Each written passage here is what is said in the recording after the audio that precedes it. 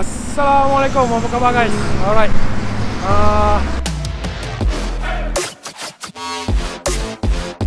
Hari ni aku nak share satu tips dengan korang.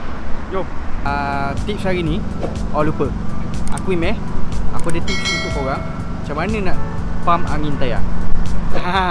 Nombor 1, kena ada pump tayar. Nombor 2, set angin tayar korang.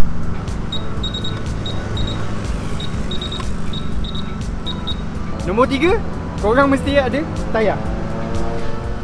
Okey, nombor 4, korang kena buka penutup angin tayar seperti ini.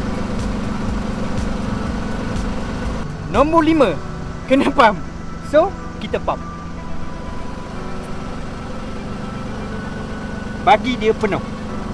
Selagi tak penuh, selagi tu korang isi. Next, yang ini kena pump sampai penuh. Biar bunyi pip-pip-pip. Selagi tak bunyi, selagi tu korang kena isi. Sudah bunyi? Boleh cabut. Untuk panduan isi angin tayar, korang boleh buka pintu sebelah driver dan lihat di bawah ini. Ini akan menentukan angin berapa yang boleh dipakai. Sekian, terima kasih. Wow. Begitulah tips ringkas untuk pump angin tayar daripada aku dan kawan aku ni.